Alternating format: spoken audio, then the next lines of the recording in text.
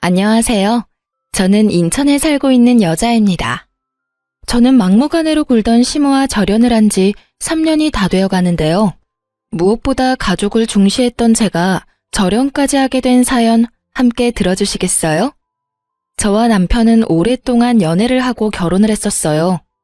오랜 연애를 바랐던 건 아니었지만 양쪽 다 형편이 녹록지 않았던 터라 미루다 보니 늦어진 결혼이었죠. 하지만 늦어진 보람도 없이 결혼식을 올리던 당시에도 저흰 여전히 힘들었고 그렇다 보니 자연스레 시댁에서 결혼 생활을 시작하게 되었어요. 1, 2년가량 시댁에 지내며 돈을 더 모아 분가를 하기로 했었던 거였어요. 그 당시 시부께서 돌아가신 지도 얼마 되지 않아 시모 역시 저희의 합가를 환영하시는 분위기였고 그렇게 나름 괜찮은 분위기에서 시작된 시댁살이었어요. 그래서 안심이라는 걸 했던 제 탓이었을까요? TV에서나 보던 시집살이가 예고도 없이 저를 찾아왔습니다. 그 당시 자녀 계획은 일단 뒤로 미뤄뒀던 터라 저는 보다 편한 마음으로 회사 생활을 하고 있었어요. 적금, 생활비, 용돈, 그 빠듯한 생활 속에서도 일정 금액을 친정엄마에게 주고 있었는데 그걸 우연히 시모가 알게 되었고 거기에서부터 시모의 핀잔과 막말이 시작되었어요. 너 정말 네 친정에 돈 주고 있니? 아, 네. 어떻게 아셨어요? 어제 너랑 네 남편이 하는 말 우연히 들었다. 너는 시집도 온 애가 왜 친정에 돈을 주는 거야? 아, 그게 엄마가 몸이 좋지 않으셔서 일을 할 수 없는 상황이거든요. 그래서 언니랑 저랑 조금씩 보태드리기로 했어요. 당시 친정엄마는 몸이 좋지 않으셨어요. 병원에 다니고 계시긴 했지만 이렇다 할 병명도 없었고 그렇기에 마땅히 할 수 있는 치료가 없는 상태였죠. 상황이 그러하자 엄마는 일도 할 수 없었고 언니와 제가 조금씩 보태 생활비를 마련해주고 있던 상황이었습니다. 이 모든 건 남편과 합의된 상황으로 저희가 결혼하기 전부터 남편과 이야기를 나눠 남편이 흔쾌히 허락한 일이었죠. 뭐야? 아니 그게 말이 된다고 생각하니? 내 아들이 힘들게 번 돈으로 내 집에서 편하게 사는 그런 주제에 네가 왜 너한테 도움 하나 안 주는 친정에다 돈을 가져다 주니? 난 절대로 그 꼴은 못 보니 앞으론 친정으로 한 푼도 새나가는 일 없도록 해라. 알겠니? 어이가 없었어요. 친정을 돕는 건 제가 번 돈으로 그것도 형편껏 능력껏 돕고 있는 것이었고 그렇다고 제가 친정을 돕는다고 해서 시모에게 주는 생활비를 나 몰라라 하는 것도 아니었으니까요. 남편과 저 정확히 반반씩 모아 시모에게 생활비를 주고 있었는데 이런 사실을 뻔히 아는 사람이 저런 말을 하니 억지에 가깝다는 생각밖엔 들지 않았죠. 생각 같아선 그런 억지가 어디 있냐고 따지고 싶기도 했지만 그러진 않았어요. 이런 일이 있을 때마다 남편이 도와주기도 했고 어찌되었든 형편이 되지 않아 시댁에 얹혀 사는 건 맞으니 괜한 분란을 만들고 싶지 않은 마음에서였죠. 그렇게 시간은 흘러 엄마에게 용돈을 드리는 날이 되었고 전 다른 날처럼 방에서 봉투에 돈 봉투를 챙겨 친정으로 가려고 나서려던 때였어요. 어디선가 나타난 시모가 제 앞을 떡하니 가로막고 비켜주지 않는 것이 아니겠어요? 어머님, 왜 이러세요? 저 지금 나가봐야 하는데 좀 비켜주세요. 너 지금 어디 가니? 네 친정에 돈 주러 가는 거 아니니? 내가 지금 비켜주면 내 아들이 힘들게 번 돈 네 친정에다 고스란히 갖다 바칠 거 아니냐? 나는 절대 못 비켜줘. 그런 억지가 어디 있어요. 이 돈 그이가 번 돈이 아니라 제가 일해서 번 제 돈이에요, 어머님. 제가 어머님께 생활비를 안 드리는 것도 아니고 생활비랑 용돈까지 드리고 있잖아요. 그 돈은 고맙다는 말 한마디 없이 잘만 받아 쓰시면서 왜 저희 엄마한테 주는 돈은 안 된다고 하세요? 그건 그거고 이건 이거야. 하여튼 난 더는 아까운 내 아들 돈 낭비하는 꼴은 못 봐. 시모는 제 말을 아예 듣고 있지 않았고 앵무새처럼 같은 말만 반복한다 싶더니 제 가방마저 뺏어 들고 방으로 들어가 버리더군요. 가방을 되찾으려 문을 열어보았지만 이미 문은 잠겨 있었고 주먹으로 문을 두드려봤지만 돌아오는 것은 침묵뿐이었어요. 어머님, 정말 왜 이러세요?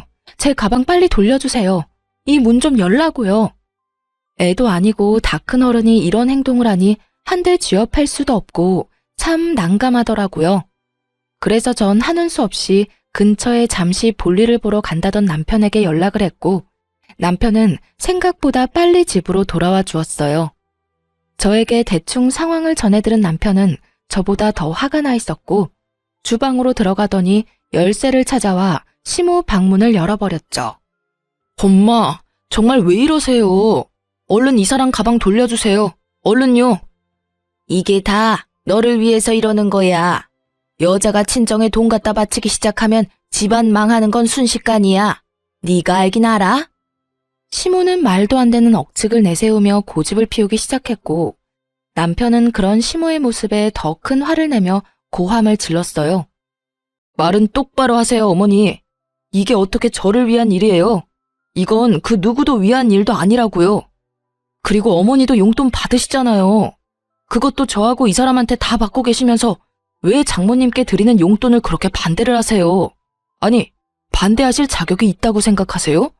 그 돈, 이 사람 돈이에요. 저도 간섭 안 하는 이 사람이 고생해서 번 이 사람 돈이라고요. 너 어떻게 말을 그렇게 하니?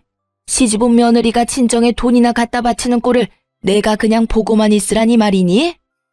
어머니도 용돈 받으시잖아요. 어머니도 저한테나 이 사람한테나 용돈 받고 계시면서 왜 장모님 드리는 용돈은 한사코 반대하시냐고요. 다 됐고 어머니가 이렇게 싫다고 하시니 처가해 주던 용돈 이제 드리지 않을게요. 대신 어머니께 드리던 용돈도 앞으로 없을 겁니다. 이 사람도 저도 더는 어머니께 생활비 빼곤 일체 돈 드리는 일 없을 거라고요. 남편의 말에 시모는 그건 또 싫은지 아무 말도 하지 않고 있더군요. 도대체 이게 무슨 난리인지, 친정 부모님 용돈 드리는 일이 이렇게나 난리를 부릴 일인지 참 이해가 되지 않았습니다. 남편은 그런 저에게 시모에게서 뺏은 가방을 건네주더니 대신 사과를 하더라고요. 여보, 내가 진짜 면목이 없다. 내가 대신 사과할게. 미안해. 어? 아니야. 당신은 괜찮아? 난 괜찮아. 얼른 가봐. 장모님 기다리시겠다. 가서 맛있는 것도 사 먹고 좋은 시간 보내다 와. 여긴 걱정하지 말고. 남편은 이렇게 저의 등을 떠밀어 주었고 전 그 덕분에 그 난리통에서 벗어나 매달 그러했듯이 엄마와 시간을 보내다 용돈을 드리고 올 수 있었어요.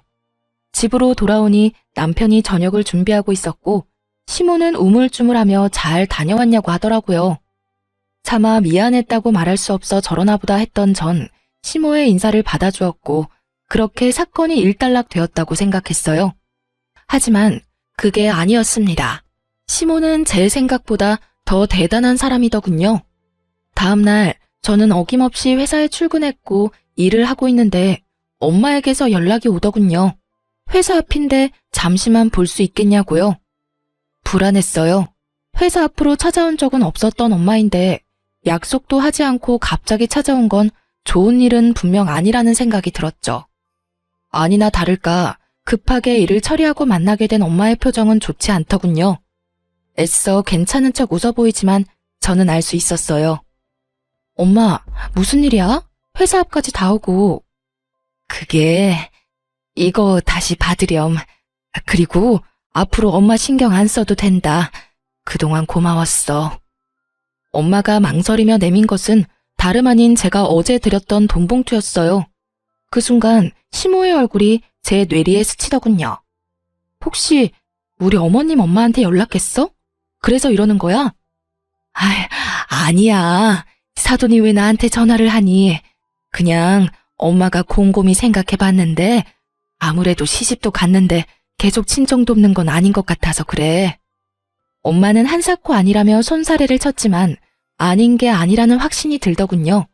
그 순간 정말 화가 머리끝까지 차올라 눈물이 다 나오려고 하더군요. 도대체 엄마가 무슨 죄가 있다고 전화까지 해서 엄마가 저런 표정을 짓게 만드는 것인지, 도대체 얼마나 심한 말로 난리를 부렸으면 엄마가 회사까지 찾아와 저렇게 걱정스러운 표정으로 저를 바라보는 것인지요. 엄마, 일단 이건 받아. 아니야, 정말 괜찮아. 엄마 돈 있어. 그렇게 봉투가 오가기를 여러 차례 전 그 봉투를 엄마의 가방에 넣어주곤 회사로 돌아와 버렸습니다. 곱씹고 또 곱씹었어요. 하지만 아무리 생각해도 이건 아니란 생각이 들었던 전 남편에게 전화를 걸었어요. 여보, 오늘 회사로 엄마가 찾아왔었어. 장모님이? 왜? 무슨 일 있으시대? 어제 드린 용돈 봉투 가지고 왔더라. 이젠 용돈 필요 없다고 하면서. 어? 갑자기 왜? 무슨 일이야 이게? 내 생각에 어머님이 엄마한테 연락한 것 같아. 일 방해된다고 회사에 찾아오기는커녕 일하는 시간엔 전화도 안 하는 사람이 우리 엄마야. 그런 엄마가 회사 앞까지 찾아와서 돈 봉투를 주고 갔다고. 아무리 생각해도 어머님밖에 없어. 아, 진짜 왜 그러시나 모르겠네. 어제 그렇게까지 말했는데. 아, 진짜. 일단 알겠어. 내가 알아서 해결할 테니까 당신은 잠자코 있어봐. 그나저나 당신 많이 속상했겠다. 장모님도 그렇고. 당신이 장모님께 연락해서 잘 좀 풀어드려. 알겠지? 알겠어. 제 말을 들은 남편은 저보다 더 화가 나 있었고 전 남편에게 맡겨보기로 했어요. 제가 나서 시모와 다툼이 일어나는 것보단 남편이 나서는 편이 여러모로 나을 테니까요. 그렇게 퇴근 시간이 되고 집으로 돌아가니 난리가 났더라고요. 시모는 바닥에 주저앉아 대성통곡을 하고 있었고 남편은 한 번도 보지 못한 잔뜩 화가 난 모습으로 서 있었고요. 저는 조심스럽게 집으로 들어갔고 저를 발견한 시모는 다짜고짜 제 머리채를 잡고 사정없이 흔들기 시작했어요. 내 인연, 네가 다 이렇게 만들었어. 네가 내 아들하고 내 사이를 갈라놓으려고 작정을 한 게야. 어디서 요망한 것이 못된 것만 배워서 나하고 내 아들 사이를 이간질하게 해. 이 나쁜 년, 따끔한 맛을 봐야 앞으로 그 입을 함부로 안 놀리지? 입에 담지 못할 욕까지 하며 제 머리를 사정없이 흔드는데 정말 거짓말 하나 보태지 않고 별이 다 보이더라고요. 무슨 힘이 그렇게나 센지 아무리 발버둥 쳐도 시모의 손에서 벗어나지 못하고 있었죠. 갑작스런 상황에 크게 당황한 남편이 안간 힘을 쓰며 시모를 제지해준 덕분에 저는 가까스로 시모에게서 벗어날 수 있었죠. 시모는 정신이 나가버린 사람처럼 씩씩거리며 끊임없이 저에게 욕설을 내뱉고 있었고 그런 시모의 양쪽 어깨를 붙잡은 남편이 다시 한번 정확히 시모에게 일러주더라고요. 어머니, 일이 이렇게까지 된 건 다른 누구의 탓도 아닌 어머니 때문이에요. 어머니의 그 못된 심보 때문이라고요. 어떻게 장모님께 전화까지 해서 그런 말씀을 하실 수가 있어요? 장모님이 무슨 잘못을 하셨다고요? 앞으론 저 사람이 번 돈으로 뭘 하든 왈가왈부하지도 마세요. 아시겠어요? 아니 도대체 어머니가 무슨 권리로 저 사람이 번 돈에 간섭하시려고 하세요? 그리고 장모님께 다시는 연락하지 마세요. 제가 어머님 대신해서 사과도 다 했으니 앞으로 그 어떤 일이 있더라도 장모님께 연락하지 마시라고요. 뒤늦게 안 사실인데 알고 보니 남편은 저와 전화를 끊은 후 엄마에게 전화를 해 죄송하다며 연신 사과를 했다고 하더라고요. 그 덕에 엄마도 마음이 많이 풀리고 안심도 되셨다고 하시고요. 하여튼 남편의 단호한 말에 시모는 남편에게 뭐라고 할 순 없었는지 저를 노려보며 갖은 욕설을 뱉어냈고 그런 시모에게 남편은 마지막 경고를 날려주었습니다. 이 사람한테 욕도 하지 마세요. 이 사람이 뭘 잘못했다고 어머니께 그런 심한 욕을 들어야 해요? 어머니 자꾸 이런 식으로 하면 저랑 이 사람 당장 이 집에서 나갈 겁니다. 그렇게 하시고 이런 일 다신 없도록 해주세요. 저의 손을 맞잡은 남편의 손은 떨리고 있었지만 그 언행만큼은 단호했고 단호한 남편은 저를 그대로 데리고 방으로 들어와 버렸어요. 그렇게 한 차례 폭풍이 몰아치고 난 후 한동안은 조용했어요. 물론 시모의 말도 안 되는 트집과 쉴 새 없이 걸려오는 전화가 피곤하긴 했지만 그 정도는 참을만 했어요. 적어도 돈 때문에 시비를 걸어오는 일이 없으니 살만하다 싶더군요. 그러던 어느 주말 집에서 시간을 보내고 있는데 엄마에게 전화가 와 받았더니 병원이라고 하며 환자분이 쓰러지셨다고 빨리 병원으로 오라고 하더라고요. 정말 눈앞이 깜깜해진다는 말이 뭔지 알겠더라고요. 남편은 저를 데리고 바로 병원으로 갔고 병원에 가보니 다행스럽게 엄마는 괜찮더라고요. 저희의 우려와는 달리 엄마는 빈혈로 쓰러지신 것이었고 한동안 약만 드시면 괜찮다는 말을 들을 수가 있었어요. 저희는 엄마를 집에다 모셔다 드리고 집으로 돌아왔고 시모는 저희가 들어서자마자 눈을 반짝이며 어떻게 됐냐고 물어오더군요. 시모의 물음에 제가 괜찮다고 말하려는 찰나 성질 급한 시모의 입에서 정말 경악스러운 말이 흘러나오더라고요. 아우 답답해. 그래서 언제 죽는다고 하더니 얼마나 남았대? 이게 무슨 말인가 싶더군요.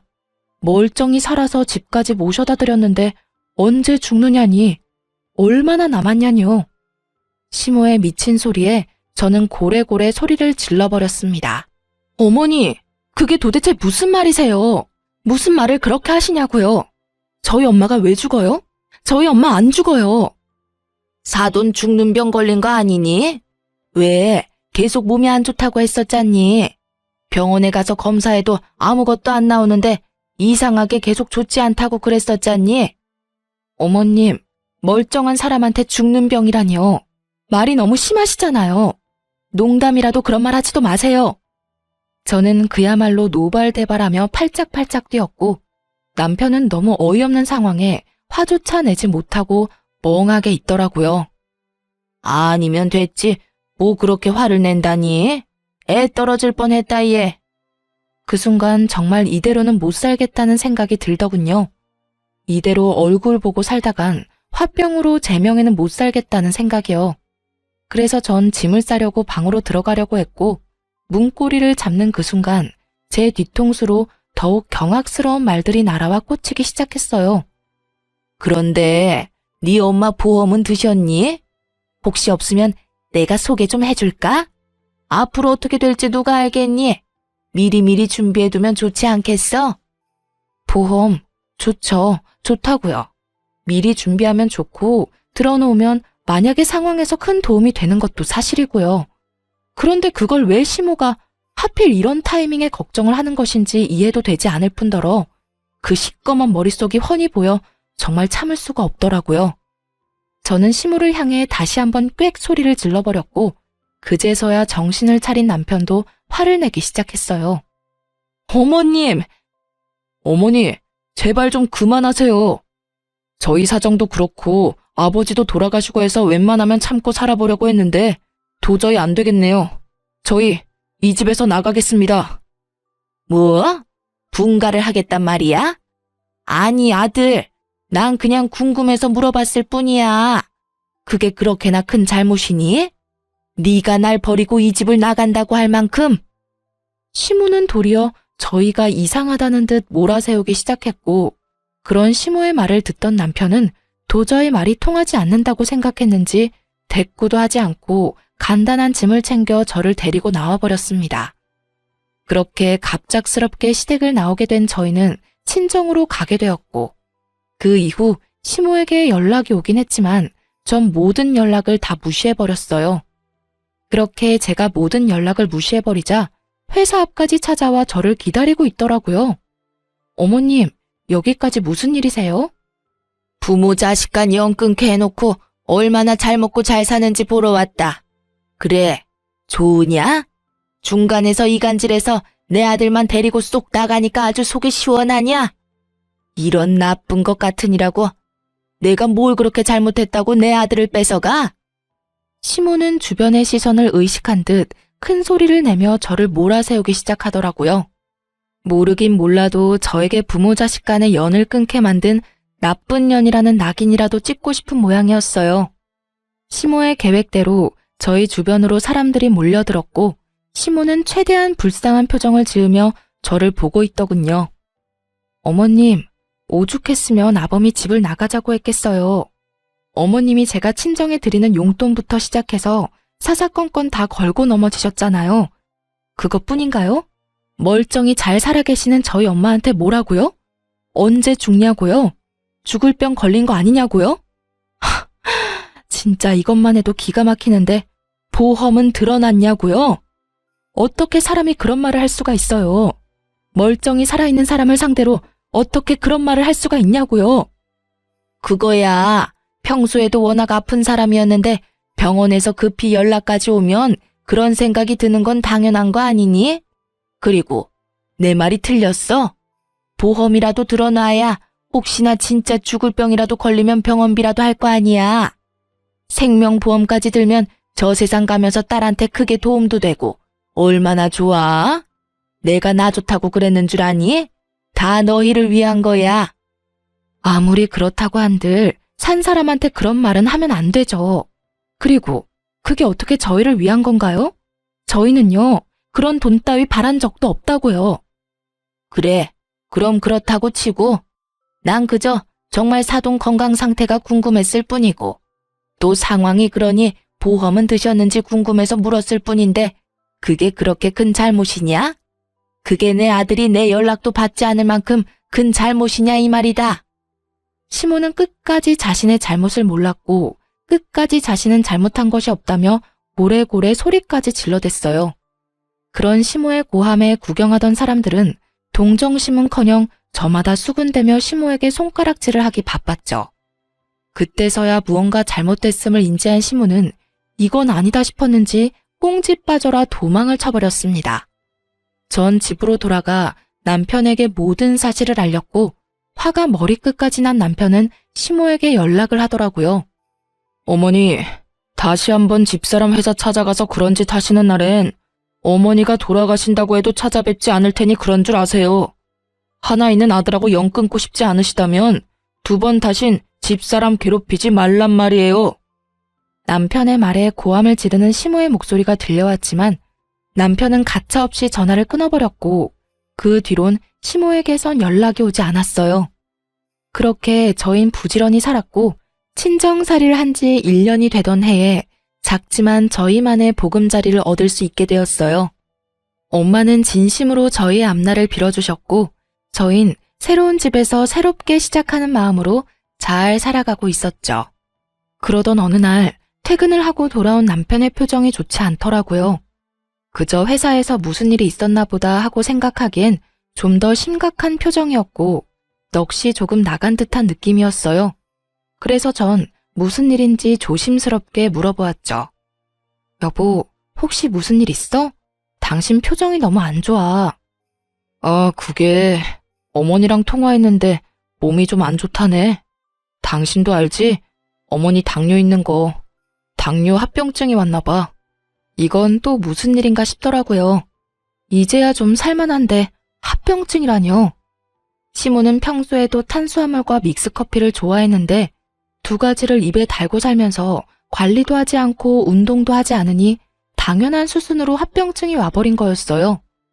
두 가지의 합병증이 온 상태였는데 손끝, 발끝이 화끈거리고 찌르는 듯한 고통을 느끼게 하는 신경병증과 신기능 장애가 왔다고 하더라고요. 당신 걱정이 많겠네. 합병증 그게 정말 무서운 거라고 하던데. 그러니까 그래서 어머니는 다시 같이 살았으면 한다고 하더라고. 아무래도 혼자서는 관리가 힘든가 봐. 그래서 당신은 뭐라고 했는데?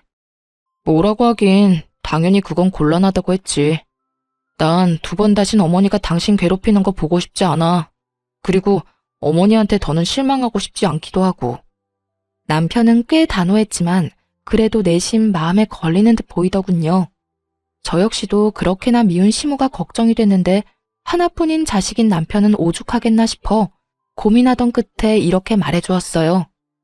여보, 나 솔직히 말하면 어머님이랑 다시 같이 사는 거 정말 싫어. 그런데 당신이 원한다고 하면 기꺼이 당신 뜻에 따를 거야. 난 어머님이 싫은 거보다 당신이 후회하면서 사는 게 더 싫으니까. 남편은 고민해보겠다고 했고 그날 이후 저는 아무 말도 하지 않고 남편의 결정을 기다렸어요.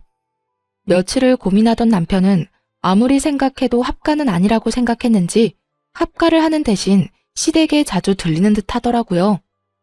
여보, 요즘 어머님 찾아뵙고 있지? 아무래도 합가는 아닌 것 같아서 그렇다고 아예 모른 척 할 수도 없는 노릇이고 어머니 상태도 볼 겸 자주 들리고 있어. 그러면 나도 같이 갈까? 가서 반찬도 좀 해드리고 청소도 좀 해드리면 더 좋을 것 같은데 어때? 마음은 고맙긴 한데 굳이 그렇게까지 안 해도 돼. 담당 선생님이랑 이야기 나눠봤는데 그렇게 심한 단계가 아니라서 관리만 잘하면 괜찮다고 하더라고. 그러니까 괜히 가서 기분 상하는 일은 만들지 말자. 알겠지? 알겠어. 대신 내 도움 필요하면 꼭 말해줘. 그렇게 전 남편의 말대로 한 발 뒤로 물러나 지켜보기로 했어요. 하지만 무관심한 저의 태도가 시모의 마음에 들리 없었고 다시 연락이 오기 시작하더군요. 처음엔 그냥 무시하긴 했지만 몸도 좋지 않은데 계속 무시하려니 신경도 쓰이고 혹시나 하는 마음에 걱정도 되어 전화라도 받는 날엔 정말 입에 담지도 못할 말들을 쏟아내더라고요. 넌 어떻게 시어머니가 아프다는데 연락 한 통이 없니? 죄송해요, 어머님. 아범이 본인이 알아서 하고 있으니 연락하지 말라고 하더라고요. 넌 내 아들이 죽으라고 하면 죽을 거야?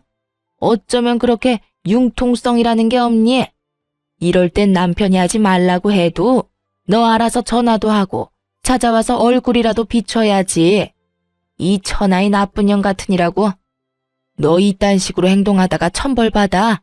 알고는 있니? 어머님, 무슨 말을 그렇게 심하게 하세요? 네 행동은 생각도 안 하고 내 말만 심하다 싶니? 내가 주변에 다 물어봐도 너같이 독한 며느리는 없더라. 어디 시어머니가 아픈데 연락 한 통 안 할 수가 있어? 그러니 내 입에서 천벌 받는다는 말이 나오겠어, 안 나오겠어? 어머님이 이러니까 제가 연락을 받지도 않고 찾아뵙지도 않는 거예요. 뭐야? 어머님이 말끝마다 연연거리니까 제가 거리를 두고 지내는 거라고요. 어머님 같으면 욕먹을 게 뻔한데 만나고 싶겠어요? 오늘도 보세요. 섭섭한 마음은 이해되지만 그렇다고 해서 욕은 아니죠. 내가 욕이 하고 싶어서 하니? 네가 이따위로 하니까 욕이 나오는 거 아니니? 제가 처음부터 이랬나요? 다 어머님이 이렇게 만든 거잖아요. 내가 뭘 그렇게 잘못했다고 이 난리야? 난 정말 궁금해서 물었을 뿐이라고. 몇 번이나 말해야 알아들어? 어머님. 같은 말 계속하는 것도 싫고요. 이제 저 어머님 연락 절대 받지 않을 테니 그런 줄 아시고 다신 저한테 연락하지 말아주세요. 저 역시 어머님께 연락한다거나 찾아가는 일은 없을 겁니다. 뭐? 연락을 하지 마? 네가 지금 그게 시어머니한테 할 말이야? 이 건방진년이 오냐오냐 해줬더니 하늘 무서운 줄 모르고 너 진짜 내가 가만둘 줄 알아? 가만두든 말든 마음대로 하시고 저는 앞으로 그 어떤 연락도 받지 않을 테니 그런 줄 아세요. 그럼 끊을게요. 시모의 막대 먹은 언행은 결국 제 입에서 다신 연락하지 말란 말까지 나오게 했고 저는 제가 뱉은 대로 그 뒤론 시모의 연락을 다 무시해버렸습니다. 그 뒤론 시모에게 전화는 물론이고 문자까지 오기 시작하더군요. 정말 대단하단 생각이 다 들더라고요. 시모는 문자는 쓰지 못하는 사람이었는데 저에게 욕짓거리를 하기 위해 문자 쓰는 법까지 배웠으니 말이에요. 이 사실들을 남편에게 알릴까 고민도 했지만 그 당시 남편은 시모와 회사 일로 정신이 없던 상태라 남편에게는 비밀로 하고 그저 무시로 일관하며 그 상황을 넘기기로 했습니다.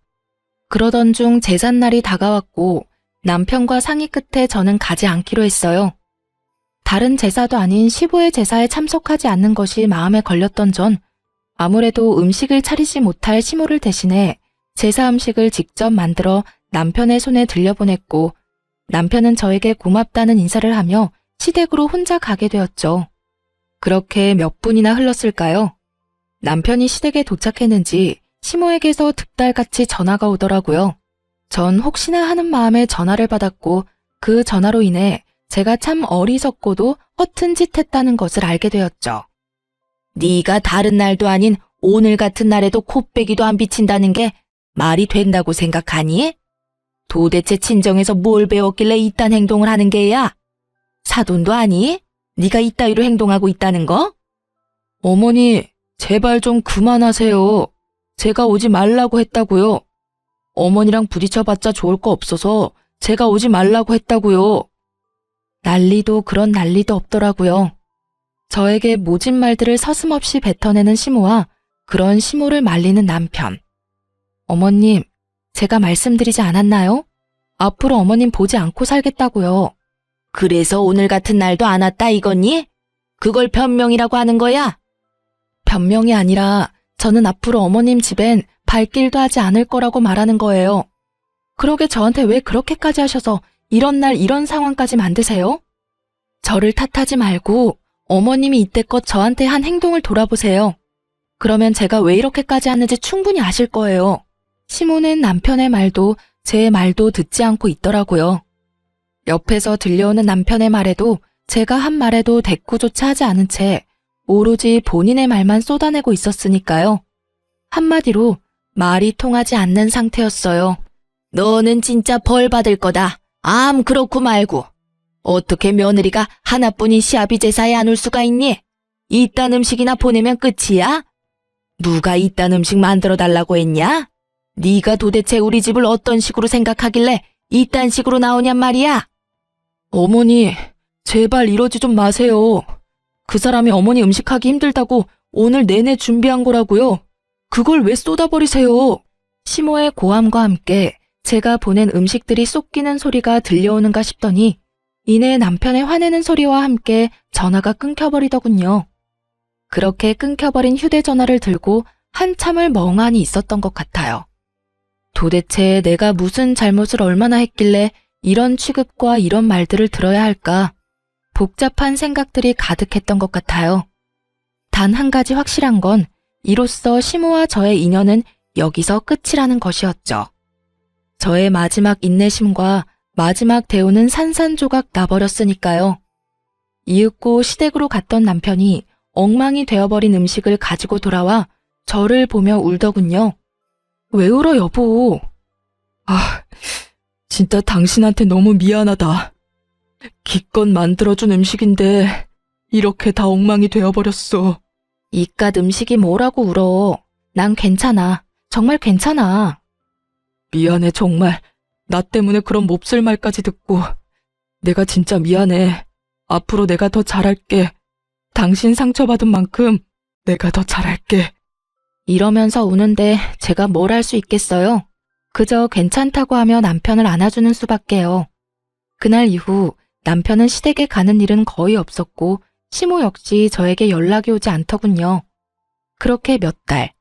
저는 안심하며 나름 평화로운 생활을 지내고 있었어요. 그러나 어느 날 저의 그 안일한 마음을 비웃기라도 하듯 아주 대단한 일이 저를 기다리고 있더군요. 그날도 다른 날과 똑같이 회사를 마치고 들뜬 마음으로 집으로 향했고 현관으로 다가가는데 그곳엔 생각지도 못한 사람이 기다리고 있더군요. 네, 맞습니다. 그 사람은 바로 시모였어요. 시모는 현관문 앞에서 저를 기다리고 있었고 집 앞까지 찾아온 시모를 하는 수 없이 집으로 들이게 되었어요. 밖에서 기다리게 해서 죄송합니다. 이 정도 말은 해야 하는 거 아니니? 내가 밖에서 몇 시간을 기다린 줄 알아? 몸도 성치 않은 내가 말이다. 저랑 약속하고 온 것도 아니고 아무 말도 없이 불쑥 찾아오신 건 다름 아닌 어머님이세요. 그런데 왜 제가 사과까지 해야 하나요? 이게 사과가 필요한 상황이라고 생각하세요? 전 아닌데요. 네가 이러니까 내가 널 싫어하는 거야. 아주 사람 질리게 하는 재주가 있구나. 저 어머님이랑 얼굴 붉히고 싶지 않아요. 그러니 할 말 있으시면 얼른 하시고 돌아가 주세요. 제 말에 시모는 저를 쏘아보더니 가방 안에서 종이 한 장을 내밀더군요. 이게 뭐예요? 뭐긴 뭐야. 각서다. 거기에 네 도장 좀 찍으렴. 저는 시모가 내민 각서를 살펴봤고 그 내용은 그야말로 가관이었습니다. 신장 이식이라니 지금 저보고 신장 이식 각서에 도장을 찍으란 말인가요? 그래. 다 읽어봤으면 얼른 도장 찍으렴. 도장 찾기 힘들면 지장도 괜찮으니 편한 대로 해. 얼른 찍어. 나도 네 얼굴 계속 보고 있기 싫으니까. 시모가 내민 각서의 내용은 본인의 신장이 더 악화되면 제가 신장 이식을 해줘야만 한다는 것이었어요. 너무 기가 막히니 진짜 웃음이 나더라고요. 그렇게 한참을 소리내 웃던 전 겨우 마음을 진정시키고 시모에게 물었어요. 왜 제가 여기에 도장을 찍어야 해요? 지금은 몰라도 언젠가는 이식이 필요하지 않겠니? 내 아들한텐 절대 못 받고 그럼 남은 사람이 넌데 시집 와서 한 거라곤 하나 없으니 이식이라도 해줘야 하지 않겠어? 아, 그러니까 때가 되면 잔말 말고 신장 이식이나 해내라. 이 뜻이네요? 그래, 다행스럽게 말귀는 잘 알아먹는구나. 제가 왜 당연히 해드린다고 생각하고 계시는지는 모르겠는데 잘 들으세요. 어머님, 저는 절대로 이식 같은 생각해 본 적도 없고 해드릴 생각도 없어요. 그러니 이 각서 가지고 돌아가 주세요. 얼른 찍어. 나는 오늘 무슨 일이 있어도 이 각서에 네 지장이라도 찍고 갈 거니 그런 줄 알고 얼른 찍으란 말이야. 싫다고 말했잖아요. 이렇게 우긴다고 되는 문제가 아니잖아요. 저는 소리를 확 질러버렸고 시모는 그런 저를 잠시 노려보는가 싶더니 이내 웃으며 이렇게 말하더군요. 내가 너 그럴 줄 알고 다 준비했다. 이렇게 말한 시모는 가방에서 인주를 꺼내더니 제 손을 잡고 강제로 도장을 찍으려고 안간 힘을 쓰더라고요. 정말 그 순간 시모에게 빚진 빚쟁이도 아니고 이게 도대체 뭐 하는 짓인가 싶더군요. 어머님, 이거 왜 이러세요? 이 손 놔주세요. 얼른 찍어라, 얼른. 네가 이렇게 버틴다고 될 일이 아니야. 어머님이야말로 이 손 놔주세요. 저 역시 안간 힘을 쓰며 종이를 피했고 그 순간 현관문이 열리면서 남편이 들어와 모든 광경을 봐버렸어요. 남편은 뭐 하는 짓이냐며 각서를 빼앗아 들었고 내용을 빠르게 읽어내려간 남편이 얼른 각서를 찢어버리더군요. 어머니, 정말 제정신이세요? 미치지 않고서야 어떻게 이런 걸 가지고 와서 이딴 짓을 하실 수가 있으세요? 아들, 그런 게 아니라 너도 알다시피 언젠가는 이식이 필요할 거 아니야. 그래서 이 엄마는 만약의 상황을 대비해서 각서라도 남겨두려고 한 거야. 아무리 시모가 좋게 설명하려고 한들 개소리는 개소리일 뿐 사람 말이 될 수 없었죠. 시모의 말에 화가 더욱 머리끝까지 차오른 남편은 낮은 음성으로 이렇게 말하더군요. 어머니, 저 이제 어머니하고 영 끊겠습니다. 그러니 다시는 찾아오지도 마시고 연락도 하지 마세요. 아마 연락해도 연결이 되지 않을 겁니다. 내일 날 박는 대로 전화번호도 바꿔버릴 거니까요. 남편의 말에 시모는 그게 무슨 말이냐며 난리가 났지만 이미 늦은 일이었죠. 겨우겨우 참고 있던 남편의 화를 결국 터져버리게 한 건 장본인이었으니까요. 아들, 그러지 말고 잘 좀 생각해봐. 내가 너한테 신장이식을 해달라고 할 순 없지 않니? 어떤 부모가 자식 장기를 이식받고 싶겠어? 그러면 이 사람은요? 어머니, 이 사람도 누군가에겐 소중한 자식이에요.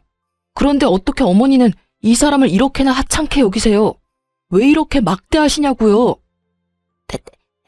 나는 그런 게 아니라 저 물건이 도장 찍으라고 해도 안 찍고 버티니까 하는 수 없이 그랬어. 그러니까 애초에 이 사람이 왜 그런 말도 안 되는 각서에 도장을 찍어야 하냐고요? 그러면 내가 그 힘들다는 투석을 받아야 한다, 이 말이야? 그런 말이 아니잖아요. 병원에서도 관리만 잘하면 괜찮다고 하고 혹시나 그런 상황이 되면 저한테 말씀하시면 되는 일이잖아요. 왜 이 사람한테 이 난리냐고요? 저는 안 되고 이 사람은 당연히 해줘야 한다는 그런 파렴치한 생각을 버리시란 이 말이에요. 남편의 말에 시모는 대꾸할 말이 없는지 아무 말도 하지 않고 가만히 있더라고요. 남편은 그런 시모를 아무 말 없이 바라만 보다 이윽고 무거운 입을 열었어요. 어머니, 다 됐으니까 당장 나가주세요. 다신 찾아오지도 마시고요. 오늘부로 저는 어머니 아들 안 할 겁니다. 그러니 어머니도 아들 없는 셈 치고 잘 사세요. 건강관리 잘 하시고요. 그렇게 시모는 남편의 손에 끌려 쫓겨나게 되었고 장작 1시간이 넘는 시간 동안 밖에서 울고 불고 행패를 부리다 집으로 돌아가더군요. 늦은 밤 남편은 저의 손을 붙잡고 이렇게 이야기하더군요. 여보, 미안해. 진작 내가 이렇게 해야 했는데. 연을 끊는다고 결정 내리는 게 쉽지 않더라고. 아니야, 이해해. 지금이라도 그런 결정 내려줘서 난 고마워. 그런데 당신 정말 괜찮겠어?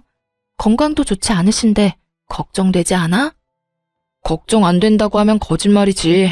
그런데 지금 어머니가 하는 행동은 도를 지나쳐도 너무 지나쳤어. 그래서 이런 결정을 내릴 수밖에 없었던 거고. 그러니까 당신은 내 결정, 내 걱정은 하지 않아도 돼. 난 지금 당신이 더 걱정이니까. 내가 정말 미안해. 저에게 시모를 대신해 정말 진심으로 저에게 사과를 해주는 남편을 보는데 제가 다른 건 몰라도 남편 하나는 잘 골랐다는 생각이 들더라고요. 그 이후 남편은 정말로 시모와의 연을 끊어버렸어요. 전화번호도 다 바꿔버리고 집도 이사해버렸죠. 하지만 정신도 못 차리고 집착도 강한 시모는 각서를 가지고 끊임없이 우리 회사로 찾아왔고 말로 다 표현하지 못할 난동에 저는 결국 회사까지 그만두게 되었습니다. 마침 언니가 하는 가게 일을 배워 창업도 생각하고 있었던 터라 많이 아쉽거나 그러진 않았네요. 하여튼 일을 그만두게 된 저는 언니 가게에 일하며 창업을 준비하게 되었고 남편 역시 마음에는 걸리는 듯 했지만 나름 착실하게 생활하며 잘 지냈어요. 저흰 이렇게 잘 사는데 저희와 연이 모두 끊겨버린 시모는 잘 지내지 못한다는 소식이 들려오더라고요. 들리는 소식엔 시모는 여전히 탄수화물을 과할 정도로 섭취하고 짜고 단 것을 즐기는 건 기본이고 커피 믹스도 하루에 2-3잔씩 먹어댔다고 하더라고요. 그 결과 결국 신장투석을 받으러 다니고 있다고요. 우리 회사 앞까지 찾아와 난리를 부릴 시간에 관리했더라면 투석까진 가지 않았을 텐데 말이죠. 가끔 만약을 생각해 보곤 해요. 아주 만약에 시모가 저에게 조금이라도 잘 대해줬더라면 시모가 저에게 인간 대 인간, 여자 대 여자로 조금의 이해심을 베풀어줬더라면 지금쯤 어떤 모습일지에 대해서요. 이식은 뒷문제겠지만 적어도 이식 적합성 검사 정도는 기꺼이 하지 않았을까 싶네요. 뭐 이미 엎질러진 물이고 이런 생각을 더해봤자 시간 낭비이기에 더는 길게 하지 않긴 했지만요. 요즘 저흰 잘 지내고 있어요. 저에게 소중한 보물이 찾아온 지 5주째 되어가고 있어요. 저희는 이렇게 행복을 느끼며 하루하루 잘 살아가고 있지만 나 홀로 투석하며 힘겹게 지내고 있을 시모를 생각하면 마음이 좋진 않긴 하지만 그런 생각이 들 때마다 그 생각의 끝은 늘 같았어요. 자업자득이라고 말이에요. 임신 후 저희가 가장 많이 주고받는 말은 다름 아닌 이것인데요. 여보, 당신은 내 뱃속에 우리 아기가 딸이었으면 좋겠어, 아들이었으면 좋겠어? 딸! 무조건 딸! 그러다 아들이면 어쩌려고 그래? 아들이어도 괜찮겠지만 이왕이면 당신 닮은 딸이었으면 좋겠어. 너무 예쁠 것 같지 않아? 그런데 왜 엄마 촉이라고 해야 하나? 난 아들 같아, 여보. 아, 정말? 뭐 아들도 좋아. 딸이든 아들이든 건강하게만 무사히 태어나주면 고마울 것 같아. 당신은? 나도 아들이든 딸이든 상관없는데 다만 고생시키지 말고 한 방에 좀 나와줬으면 좋겠어. 물론 건강하게 말이야. 나도. 아가야, 건강만 하려무나? 저렇게 말해놓고 아기 옷이나 용품은 죄다 분홍색으로 사오는 걸 보면 그래도 여전히 딸이 좋은 것 같네요. 어쨌든 출산까지 아들이든 딸이든 상관없으니 무사히 건강히만 낳아줬으면 하는 것이 요즘 저희의 바람이랍니다. 이로써 저의 사연은 끝이 났네요. 사연을 쓰기 전까지만 해도 부모와의 연을 끊은 사연을 보내는 것이 맞을까 하는 생각이 많았던 것 같아요. 아무리 평범한 사람의 기준에선 이해가 되지 않고 몰상식하다 하지만 그렇다고 해서 연을 끊는다는 건 쉽게 뱉을 말도 쉽게 이해될 수 있는 상황이 아니니까요. 그래서 처음 남편이 연을 끊겠다고 말했을 땐 저 혼자 남몰래 고민도 참 많이 했던 것 같아요. 괜히 저로 인해 모든 것이 이렇게 되어버렸나 하는 생각이 들어서요. 하지만 시간 흐르고 심으로 인해 불행하고 불안정했던 삶이 점점 안정되고 행복해지니 그때 남편의 결정이 참 고맙더군요. 그래서 저 역시 남편에게 항상 고마운 마음을 가지고 살아가 보려고 합니다. 지금까지 저의 긴 사연 들어주셔서 감사합니다. 좋은 하루 되세요.